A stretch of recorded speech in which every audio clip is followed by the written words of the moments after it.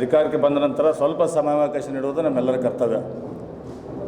ಅದರ ಮೇಲೆ ನಾವು 6 ತಿಂಗಳ ಕಾಲ ಒಂದು ಸಮಯಾವಕಾಶ ಕಾಂಗ್ರೆಸ್ ಪಕ್ಷ ಸರ್ಕಾರ ಬಂದ ಮೇಲೆ ಯಾವ ರೀತಿ ಕೆಲಸ ಮಾಡ್ತದೆ, ಯಾವ ರೀತಿಯಾದ ಅಭಿವೃದ್ಧಿ ಕಾರ್ಯ ಮಾಡ್ಬೋದು ಅಂತ ಅಂದ್ಕೊಂಡು ನಾವು ನೋಡ್ತಾ ಇದ್ವಿ. ಅಧಿಕಾರ ಬಂದ 8 ತಿಂಗಳಾದರೂ ಕೂಡ ಇವತ್ತಿಗೂ ಕೂಡ ಒಂದು ರಸ್ತೆ ಆಗಿರ್ಬೋದು, ಒಂದು ನೀರಿನ ಸಮಸ್ಯೆ ಆಗಿರ್ಬೋದು, ಮತ್ತು ಒಂದು ಆರೋಗ್ಯದ ಕ್ಷೇತ್ರದಾಗಿರ್ಬೋದು, ಯಾವುದೇ ಒಂದು ಕೆಲಸ ಕಾರ್ಯಗಳ ಇವರಿಂದ ಮಾಡಲಿಕ್ಕೆ ಆಗದೇ ಇರೋ ಸಂದರ್ಭದಲ್ಲಿ ನಮ್ಮ ರಾಜ್ಯ ನಾಯಕರಾದಂಥ ನಮ್ಮ ಅಧ್ಯಕ್ಷರಂಥ ಸನ್ಮಾನ್ಯ ವಿಜೇಂದ್ರ ಒಂದು ಆದೇಶದ ಮೇರೆಗೆ ನಮ್ಮೆಲ್ಲ ನಾಯಕರು ಸೇರಿಕೊಂಡು ಇವತ್ತು ಕಾಂಗ್ರೆಸ್ ಪಕ್ಷದ ಶಾಸಕರಿಗೆ ಉತ್ತರ ನೀಡಬೇಕಂತನ್ನುವ ನಮ್ಮ ಪ್ರಶ್ನೆಗಳಿಗೆ ಉತ್ತರ ನೀಡಬೇಕಂತನ್ನುವ ಒಂದು ಅಭಿಯಾನದ ಅಡಿಯಲ್ಲಿ ನಾವೆಲ್ಲರೂ ಸೇರಿಕೊಂಡು ಇವತ್ತು ಯಾವುದೇ ಪ್ರತಿಭಟನೆ ಕೂಡ ಅವರ ಮನೆ ಹತ್ರ ಹೋಗಿ ಆಗಿರ್ಬೋದು, ಅವರ ಕಚೇರಿಯಲ್ಲಿ ನಾವು ಪ್ರತಿಭಟನೆ ಮಾಡಲಿಲ್ಲ.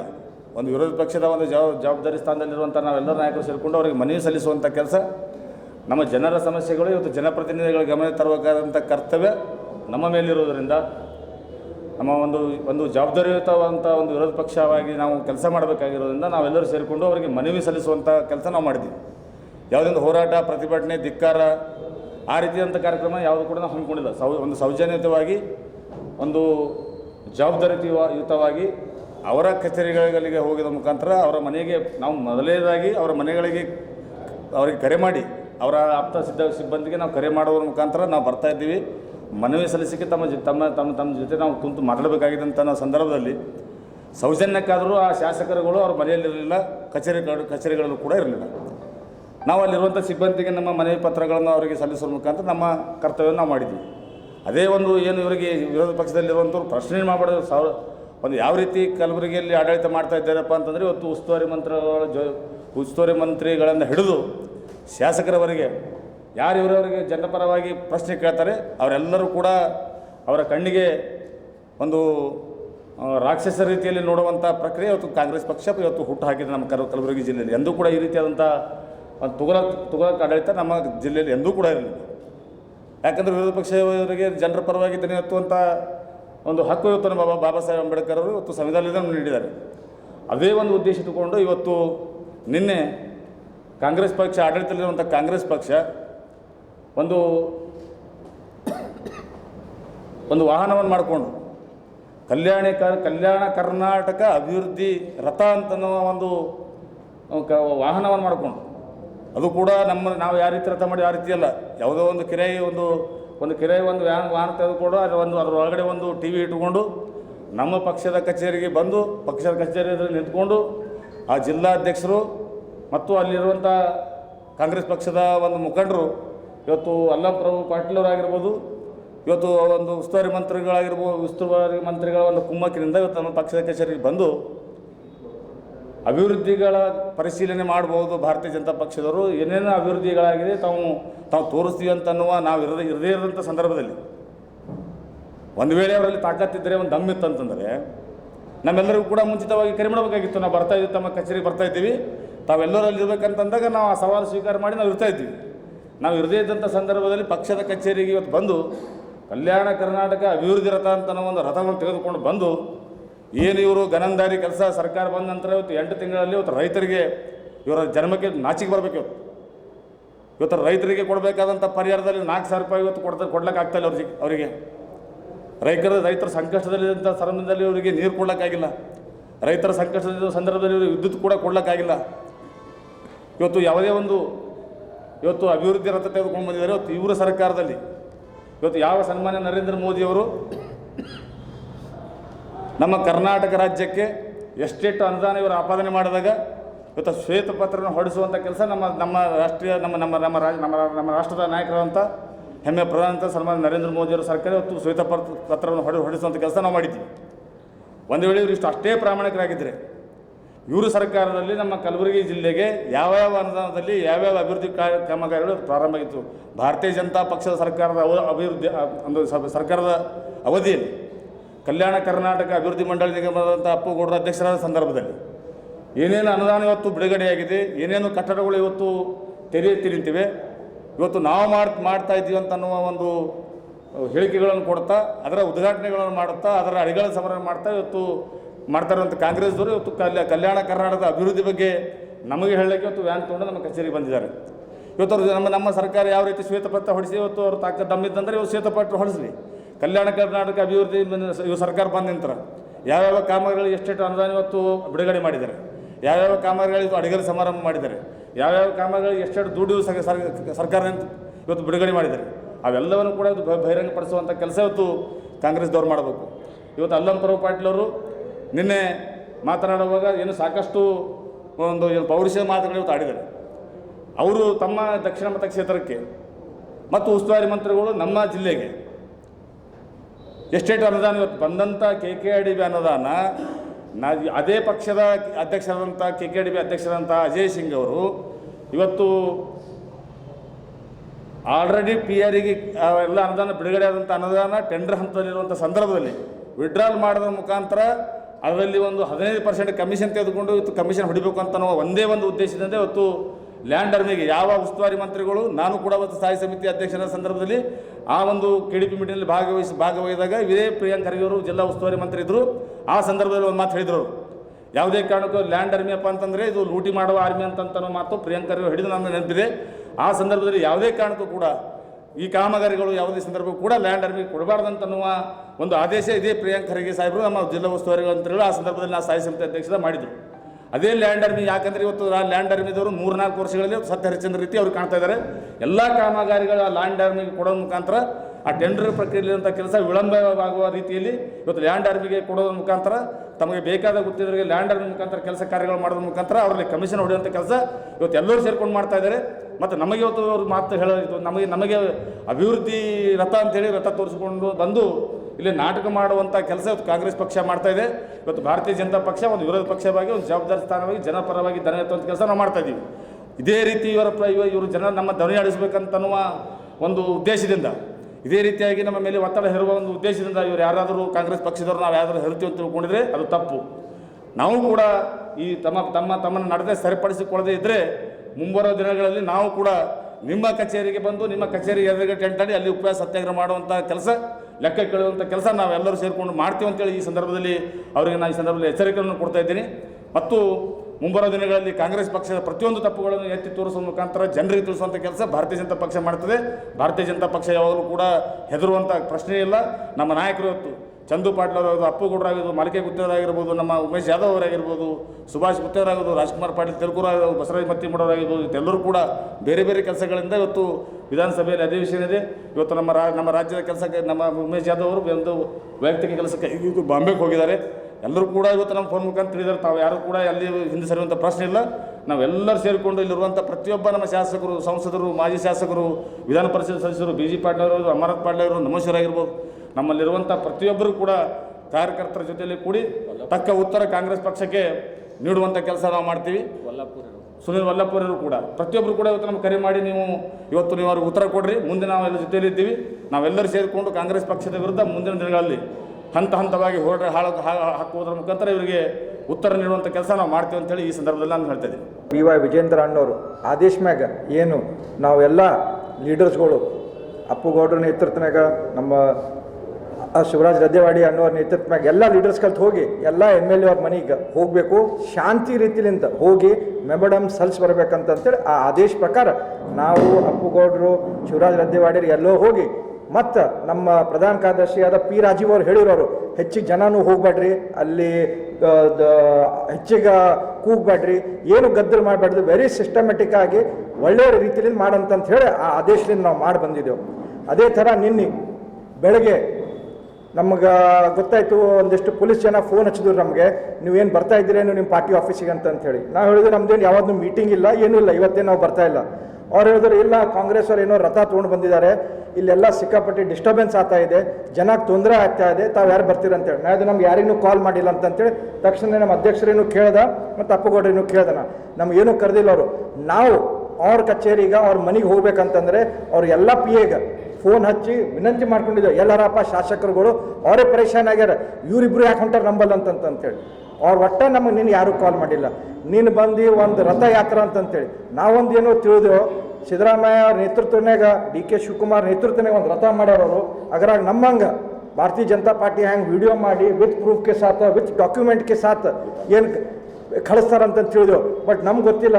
ಇಲ್ಲೇ ನಮ್ಮ ಹೆರಿಟೇಜ್ ಹೋಟೆಲ್ ಹಿಂದೆ ಒಂದು ಕಿರಾಯಿ ಗಾಡಿ ತೊಗೊಂಡು ಬಂದು ಅದಕ್ಕೊಂದು ಬ್ಯಾನರ್ ಹಚ್ಚಿ ಅನ್ಪಾರ್ಲಿಮೆಂಟ್ರಿ ವರ್ಡ್ ಯೂಸ್ ಮಾಡಿ ಒಳಗೆ ಬರ್ರಿ, ಮೊಕ್ಕೋರಿ, ಅಡ್ಡಾರಿ ಅಂತ ಯೂಸ್ಲೆಸ್ ವರ್ಡ್ಸ್ ಶಬ್ದ ಹೇಳಿ ನಮ್ಮ ತಿರುಗಾಡ್ಸ್ತಾರಂತಂತೇಳಿ ನಾವೇನು ಹೇಳಕ್ಕೆ ಬಯಸ್ತೀವೋ ಅವ್ರೀಗ ನಮಗೇನೂ ನೋಡೋದಿಲ್ಲ. ನಾವೇನು ಮೆಮೊಡಮ್ ಕೊಟ್ಟಿದ್ದೆವು, ನೀವು ಹೋಗಿ ಕೊಟ್ಬಿಟ್ಟು ಮೆಮೊಡಮ್ ಪ್ರೆಸ್ ಮೀಟ್ ಮಾಡಿರಿ, ಪ್ರೆಸ್ಸಿಗೆ ಹೇಳ್ರಿ, ಜನ ಹೇಳ್ರಿ. ಅವ್ರೇನು ಹೇಳ್ತಾ ಇದ್ದಾರೆ, ನಾವು ಅಪ್ಪುಗೌಡರು ನಮ್ಮ ಅಧ್ಯಕ್ಷರು ಮಿಸ್ಗೈಡ್ ಮಾಡ್ತಾ ಇದ್ದೆವು. ನಮಗೇನೂ ಮಿಸ್ಗೈಡ್ ಮಾಡ್ತಾ ಇಲ್ಲ.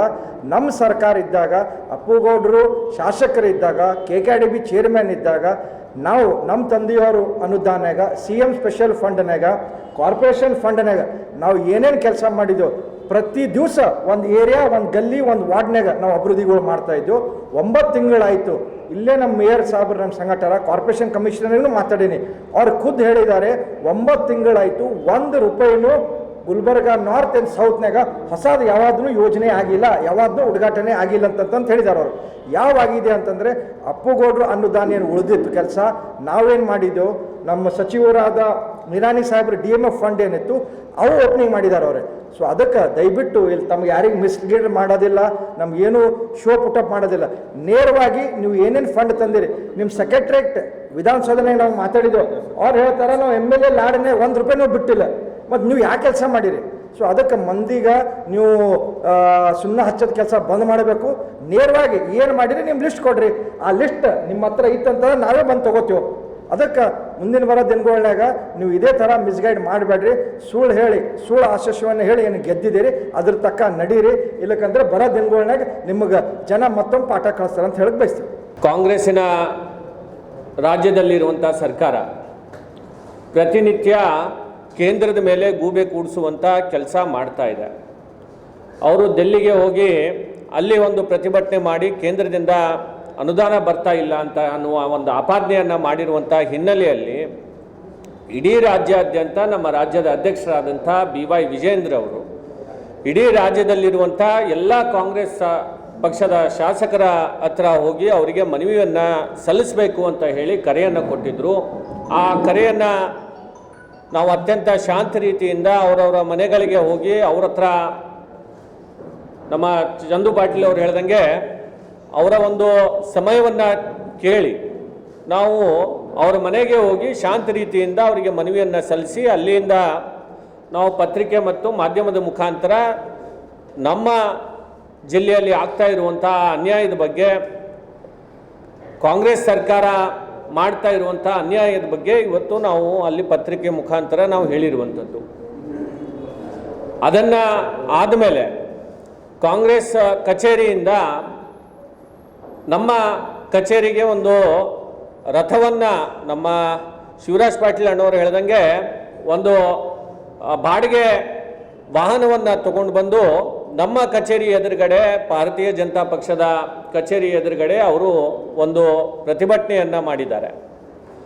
ಸ್ವಾಮಿ, ಕಲ್ಯಾಣ ಕರ್ನಾಟಕದ ರಥ ಯಾರು ಪ್ರಾರಂಭ ಮಾಡಿದ್ದಾರೆ ಅಂತ ಅನ್ನೋದನ್ನು ನಿಮ್ಮ ಗಮನಕ್ಕಿರಲಿ. ಮಾನ್ಯ BS ಯಡಿಯೂರಪ್ಪ ಸಾಹೇಬರು ಅವರು ಮುಖ್ಯಮಂತ್ರಿಗಳಾದಮೇಲೆ ಮೊದಲನೇ ಬಾರಿಗೆ ಹೈದರಾಬಾದ್ ಕರ್ನಾಟಕ ಅಂತನ್ನುವ ಹೆಸರನ್ನು ತೆಗೆದುಹಾಕಿ ಕಲ್ಯಾಣ ಕರ್ನಾಟಕ ಅಭಿವೃದ್ಧಿ ಮಂಡಳಿ ಮತ್ತು ಈ ಭಾಗಕ್ಕೆ ಕಲ್ಯಾಣ ಕರ್ನಾಟಕ ಭಾಗ ಅಂತನ್ನುವ ಹೆಸರನ್ನು ಕೊಟ್ಟಿರುವಂಥ ಕೀರ್ತಿ ಅದು BS ಯಡಿಯೂರಪ್ಪ ಸಾಹೇಬರಿಗೆ ಸಲ್ಲುತ್ತೆ, ಅದು ನಮ್ಮ ಸರ್ಕಾರಕ್ಕೆ ಸಲ್ಲುತ್ತೆ.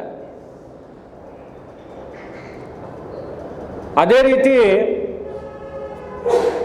ಅನುದಾನನೂ ಕೂಡ ಹಿಂದೆ ಇದೇ ಹೈದರಾಬಾದ್ ಕರ್ನಾಟಕ ವಿಮೋಚನಾ ದಿನಾಚರಣೆಗಳಿದ್ದರೆ ಅವಾಗ ತಮ್ಮ CM ಕಾಂಗ್ರೆಸ್ದವರೇ ಇದ್ದರೂ ಕೂಡ ಇಲ್ಲಿ ಬಂದು ಧ್ವಜಾರೋಹಣೆಯನ್ನು ಮಾಡಬೇಕು ಅಂತಂದರೆ ಹೆದರ್ತಾ ಇದ್ರು, ಎಲ್ಲೋ ಒಂದು ಸಮುದಾಯದ ಮನಸ್ಸಿಗೆ ನೋವಾಗುತ್ತೆ ಅಂಥೇಳಿ.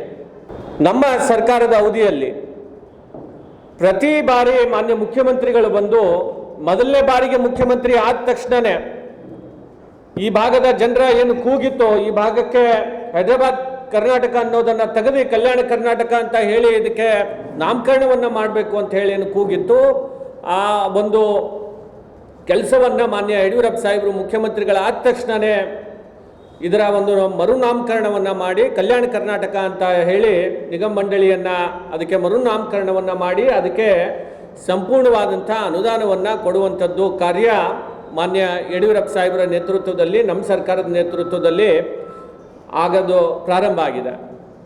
ಹೀಗಾಗಿ ತಮಗೆ ಯಾವುದೋ ಒಂದು ನೈತಿಕತೆ ಇಲ್ಲ.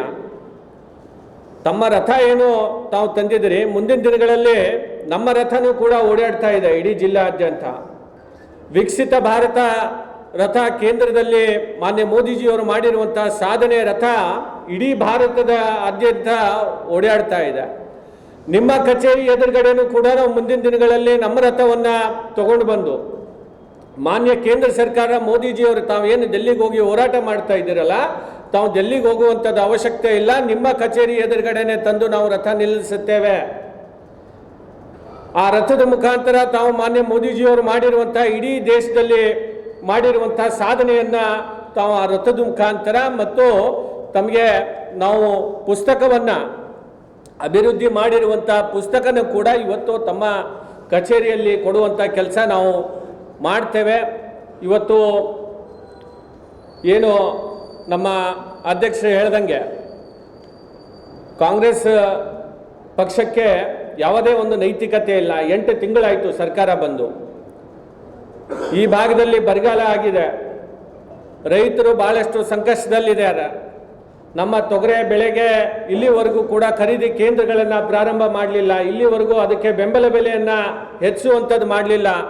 ಕಬ್ಬಿಗೆ ಏನೋ ಫ್ಯಾಕ್ಟ್ರಿಗಳಿಗೆ ಕಬ್ಬು ಕೊಡ್ತಾ ಇದ್ದಾರೆ, ಆ ಕಬ್ಬಿಗೂ ಕೂಡ ಬೆಂಬಲ ಬೆಲೆಯನ್ನು ಘೋಷಣೆ ಮಾಡಲಿಲ್ಲ, ರೈತರ ಸಾಲ ಮನ್ನಾ ಮಾಡಲಿಲ್ಲ. ಇಷ್ಟೆಲ್ಲ ಸಮಸ್ಯೆಗಳ ಮಧ್ಯದಲ್ಲಿ ಸುಳ್ಳು ಹೇಳಿ ಇವತ್ತು ರಾಜಕಾರಣವನ್ನು ಇವತ್ತು ಕಾಂಗ್ರೆಸ್ನವ್ರು ಮಾಡ್ತಾ ಇದ್ದಾರೆ. ಮುಂದಿನ ದಿನಗಳಲ್ಲಿ ನಮ್ಮ ಅಧ್ಯಕ್ಷರು ಹೇಳ್ದಂಗೆ ಅವರಿಗೆ ಸರಿಯಾದಂಥ ಬುದ್ಧಿ ಜನ ಕಲಿಸ್ತಾರೆ ಅಂತ ಹೇಳಿ ನಾನು ಈ ಸಂದರ್ಭದಲ್ಲಿ ಹೇಳಕ್ಕೆ ಬಯಸ್ತಾ ಇದ್ದೇನೆ. 20 ವರ್ಷಗಳಿಂದ ನಾವು ಇಲ್ಲಿ ಸತತವಾಗಿ ಇಲ್ಲಿ ನಾವು ಈ ದಕ್ಷಿಣದಲ್ಲಿ ನಾವು ಗೆಲ್ತೇವೆ ಚುನಾವಣೆಯನ್ನು ಅಂತ ಹೇಳಿ. ಸ್ವಾಮಿ 20 ವರ್ಷದಿಂದ ಜನ ನಮಗೆ ಎದ್ಸಿದ್ದಾರೆ ಅಂತಂದರೆ ಜನರ ವಿಶ್ವಾಸ ನಮ್ಮ ಮೇಲಿದೆ.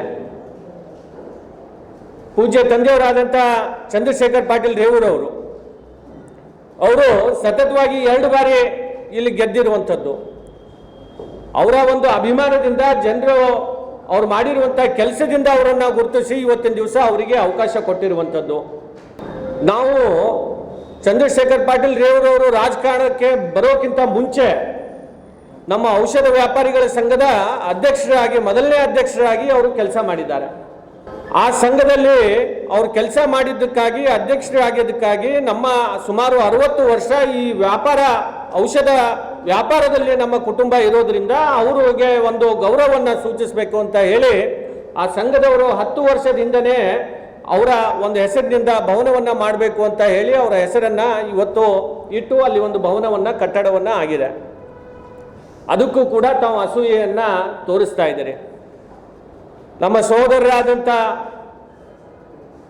ನಮ್ಮ ದಲಿತ ಮುಖಂಡರಾದಂಥ ವಿಶಾಲ್ ದರ್ಗಿಯವರು ನಮ್ಮ ತಂದೆಯವರ ಮೇಲೆ ಅಭಿಮಾನವಿಟ್ಟು ಅಲ್ಲಿ ಆ ಭವನಕ್ಕೆ ನನ್ನ ವೈಯಕ್ತಿಕವಾಗಿ ಸರ್ಕಾರದ ಯಾವುದೇ ಅನುದಾನ ಅಲ್ಲ, ಅವರ ವೈಯಕ್ತಿಕ ಸಹಕಾರದಿಂದ ಒಂದು ಮೂರ್ತಿಯನ್ನು ಇವತ್ತಿನ ದಿವಸ ನಮ್ಮ ಸಂಘಕ್ಕೆ ಒಂದು ಕೊಡುಗೆಯಾಗಿ ನೀಡಿದ್ದಾರೆ. ಆ ಮೂರ್ತಿಯನ್ನು ನಾವು ಇಟ್ಟಿದ್ದೇವೆ.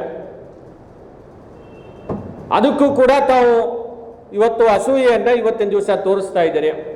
ರಾಜಕಾರಣ ಮಾಡೋದಿದ್ರೆ ನನ್ನ ಜೊತೆಯಲ್ಲಿ ಮಾಡಿ, ಆದರೆ ನಮ್ಮ ತಂದೆಯವರ ವಿಚಾರಕ್ಕೆ ಬಂದರೆ ಅಥವಾ ನಮ್ಮ ಹಿಂದಿನ ಶಾಸಕರಾಗಿ ಅವರು ಸತತವಾಗಿ ನಮ್ಮ ಕುಟುಂಬದ ನಮ್ಮ ತಾಯಿಯವರಾಗಿರ್ಬೋದು, ನಮ್ಮ ತಂದೆಯವರಾಗಿರ್ಬೋದು, ಅವರು ಜನರ ಮನಸ್ಸನ್ನು ಗೆದ್ದು ಇವತ್ತು ಈ ಭಾಗದ ಸೇವೆಯನ್ನು ಪ್ರಾಮಾಣಿಕತೆಯಿಂದ ಮಾಡುವಂಥ ಕೆಲಸ ಇವತ್ತಿನ ದಿವಸ ಅವರು ಮಾಡಿದ್ದಾರೆ. ಅವರ ವಿಚಾರಕ್ಕೆ ಬಂದರೆ ಅವರ ಅಭಿಮಾನಿಗಳಿಗೆ ನೋವಾದರೆ ಅದು ಮುಂದಿನ ದಿನಗಳಲ್ಲಿ ಸರಿಯಾಗೋದಿಲ್ಲ ಅಂತನ್ನುವ ಮಾತನ್ನು ಕೂಡ ನಾನು ಈ ಸಂದರ್ಭದಲ್ಲಿ ಹೇಳಕ್ಕೆ ಬಯಸ್ತಾ ಇದ್ದೇನೆ. ಒಂದು ಮನವಿ ಪತ್ರ ಕೊಟ್ಟು ಬಂದಿದ್ದೀವಿ. ಆ ಮನವಿ ಪತ್ರ ಕೊಟ್ಟು ಬಂದ ತಕ್ಷಣವೇ ನೆಕ್ಸ್ಟ್ ಡೇ ಅವರು ಒಂದು ಈ ರಥದ ಹೆಸರು ನೋಡ್ರಿ, ಇದು ರಥದ ಹೆಸರು ಕೇಳ್ರಿ, ಅವ್ರು ಏನು ಇಟ್ಟಿರಲ್ಲ ಸರ, ತಮ್ಮ ದಯವಿಟ್ಟು ಪತ್ರಿಕಾ ಮುಖಾಂತರನೇ ಅವ್ರಿಗೆ ಕೇಳಬೇಕು. ತಾವು ಕಲ್ಯಾಣ ಪ್ರಗತಿ ರಥ ಅಂತ ಏನು ಪ್ರಗತಿ ಮಾಡಿದ್ದಾರೆ ಅವರು? ಈ 9 ತಿಂಗಳಲ್ಲಿ ಏನು ಪ್ರಗತಿ ಮಾಡಿದ್ದಾರೆ ಅವರು? ಪ್ರಗತಿ ಏನು ಮಾಡಿದ್ದಾರೆ 9 ತಿಂಗಳಲ್ಲಿ? ಯಾವುದೇ ರೀತಿಯಂಥ ಪ್ರಗತಿ ಇಲ್ಲ, ಏನೂ ಇಲ್ಲ. ಈಗ ರಥ ತರ್ತಾರೆ, ಈಗ ರಥ ತಂದು ನಮ್ಮ ಆಫೀಸ್ನಲ್ಲಿ ನಿಂತು ಕೇಸಂದ್ರೆ ಹೇಳಿ ಕೇಸಂದ್ರೆ AC ಬಸ್ ಇದೆ, AC ಗಾಡಿಯಲ್ಲಿದೆ, AC ಬಂದು ಕೇಸಂದ್ರೆ ಮಲ್ಕೋರ್ ಅಂತ ಹೇಳಿ ಕೇಸಂದ್ರೆ ಇದು ವರ್ಡ್, ಇದ್ರ ಶಬ್ದ ಇದು ತಪ್ಪು ಅನ್ನಿಸ್ತದ. ಯಾಕಂದ್ರೆ ನಮ್ಮ ಶಾಸಕರು ಇಬ್ಬರು ಶಾಸಕರು, ಮಾಜಿ ಶಾಸಕರು ಹಾಗೂ ಅವ್ರನ್ನೂ ಶಾಸಕರೇ, ನಮ್ಗೆ ಇವ್ರನ್ನೂ ಶಾಸಕರೇ, ಮುಂಬರುವ ದಿನಗಳಲ್ಲಿ ಶಾಸಕರಾಗೇ ಆಗ್ತಾರೆ. ಅಂತೇಳಿ ಸಂದರ್ಭದಲ್ಲಿ ಹೇಳ್ತೀನಿ. ಯಾಕಂದರೆ ಅವ್ರೇನು ಮಾತಾಡ್ತಾ ಇದ್ದಾರೆ ನಮ್ಮ ಅಲ್ಲಂಪ್ರಭು ಪಾಟೀಲ್ ಸರ್ ಅವರು ವೈಯಕ್ತಿಕ ನಮ್ಮ ಗುರುಗಳಾದ ಚಂದ್ರಶೇಖರ್ ಪಾಟೀಲ್ ರೇವೂರವರ ಒಂದು ಪುತ್ರಿಯನ್ನು ನಾನು ಮಾಡಿ ಔಷಧ ಭವನಕ್ಕೆ ನನ್ನ ಒಂದು ಆಸೆ ಇದಕ್ಕೆ ಸಲುವಾಗಿ ನಾನು ಕೊಟ್ಟಿದ್ದೀನಿ. ಅದಕ್ಕೆ ತಾವು ದಯವಿಟ್ಟು ವೈಯಕ್ತಿಕ ಬರಬೇಡ್ರಿ. ನೀವು 9 ತಿಂಗಳಲ್ಲಿ ಏನು ಮಾಡಿದಿರಿ ಹೇಳ್ರಿ ಅವನು. ಇವತ್ತು ಬರ್ತೀರಿ ತಾವು ಇದ್ರ ಬಳಿ ಏನಂತ IBL ಮೀಟಿಂಗ್ ತೊಗೋತೀರಿ, ಯಾವ ಕಾರ್ಪೊರೇಟರ್ಗೆ ಗೊತ್ತಿಲ್ಲ, ಆಫೀಸರ್ಗೆ ತೊಗೋಲ್ಲ. ಹಾಗೆ ಮೇಡಮ್ ಅವ್ರು ಬರ್ತಾರೆ, ಕೆಳಗೆ ಮೀಟಿಂಗ್ ತೊಗೋತಾರೆ, ಯಾರಿಗೂ ಗೊತ್ತಿಲ್ಲ. ಅವ್ರ ಅಭಿವೃದ್ಧಿ ಏನಾದರೂ ಮಾಡಿದ್ರೆ ಅಂತಂದರೆ ಬಾ ಅಂತ ಹೇಳಿ ಸರ್. 9 ತಿಂಗಳಲ್ಲಿ ಏನು ಅಭಿವೃದ್ಧಿ ಮಾಡಿದ್ದಾರೆ. ಇವತ್ತು ನಾವು ಒಂದು ಕಾರ್ಪೊರೇಷನಲ್ಲಿ ನಾನು ಒಂದು ಮೇಯರಾಗಿ 9 ತಿಂಗಳಾಯಿತು. ಇವತ್ತು ಯಾವುದೇ ರೀತಿಯಂಥ ಅಭಿವೃದ್ಧಿ ಕಾಮಗಾರಿ ಯಾವುದೇ ಇಲ್ಲ. ಸರ್ಕಾರದಿಂದ ಬಂದಿರುವ ಅನುದಾನದಲ್ಲಿ ನಾನು ಎಲ್ಲ ವಾರ್ಡಿಗೆ ಡಿವೈಡ್ ಮಾಡ್ಕೇಸಿಂದ ಕೆಲಸ ಮಾಡ್ತಾಯಿದ್ದೀನಿ. ಅವ್ರು ಕೊಟ್ಟಿರುವ ಯಾವುದೇ ಅನುದಾನವಿಲ್ಲ. ನಾನು ಈಗಾಗಲೇ ಪ್ರಿಯಾಂಕ್ ಸಾಹೇಬ್ರಿಗೆ ಕೂಡ ಮನಿ ಪತ್ರ ಕೊಟ್ಟು ಬಂದೀನಿ, ಬೆಳಗಾವಿಗೆ ಹೋಗಿ ಲೆಟರ್ ಕೊಟ್ಟು ಬಂದೀನಿ, ಎಲ್ಲ ವಾರ್ಡಿಗೆ ಅಭಿವೃದ್ಧಿ ಮಾಡ್ರಿ ಅಂತ ಹೇಳಿ ಕೇಸಿಂದ್ರೆ. ಅಭಿವೃದ್ಧಿ ಎಷ್ಟು ಡೆವಲಪ್ಮೆಂಟ್ ಮಾಡ್ತೀರಿ ಸರ್? ಈ 3 ತಿಂಗಳು 2 ವರ್ಷ ಆಯಿತು, ಯಾವುದೇ ರೀತಿಯಂಥ ಅಭಿವೃದ್ಧಿ ಇಲ್ಲ ಅಂತ ಹೇಳಿ ಕೇಸಿಂದ ಮಾಡಿದ್ರು ಕೂಡ ನಾನು ಫೋನ್ ಮುಖಾಂತರ ಮಾತಾಡಿದ್ದೀನಿ ಅವ್ರಿಗೆ. ಸರ್ ಒಂದಿನ ಟೈಮ್ ಕೊಡ್ರಿ, ತಾವು ದಯವಿಟ್ಟು ಸಿಟಿಯಲ್ಲಿ ತಾವು ಜಿಲ್ಲಾ ಉಸ್ತುವಾರಿ ಮಿನಿಸ್ಟರ್ ಇದ್ದೀರಿ, ಇಬ್ಬರು ಶಾಸಕರು ಮತ್ತು ಹಾಗೂ ಎಲ್ಲ ಮಹಾನಗರ ಪಾಲಿಕೆ ಸದಸ್ಯರು ನೇತೃತ್ವದಲ್ಲಿ ಒಂದು ಮೀಟಿಂಗ್ ಮಾಡ್ಕೇಸಿಂದ ಸಿಟಿ ಬಗ್ಗೆದಾಗ ವಿಚಾರ ಮಾಡಿ ಸಿಟಿ ಬಗ್ಗೆದಾಗ ಡೆವಲಪ್ಮೆಂಟ್ ಸಲಕ್ಕೆ ಮಾತಾಡಂತಂದ್ರೆ ಅವ್ರು ಇಲ್ಲಿ ತನಕ ನಮಗೊಂದು ಕರೆಗೆ ಅದರ ಉತ್ತರ ಇಲ್ಲ, ಯಾವುದೇ ರೀತಿಯಾದಂಥ ನಮಗೆ ಸ್ಪಂದನೆ ಇಲ್ಲ, ಯಾವುದೇ ರೀತಿಯಾದಂಥ ನಮಗೆ ವಿಶ್ವಾಸ ತೊಗೊಂಡು ಹೋಗ್ತಾಯಿಲ್ಲ. ಅವ್ರ ಸರ್ಕಾರ ಏನು ಅವ್ರಿಗೆ ಆದಂಥ ಒಂದು ಸರ್ಕಾರ ಇದೆ ಅಂತ ನಮಗೆ ಅನ್ನಿಸ್ತಾ ಇದೆ ಈ ಸಂದರ್ಭದಲ್ಲಿ.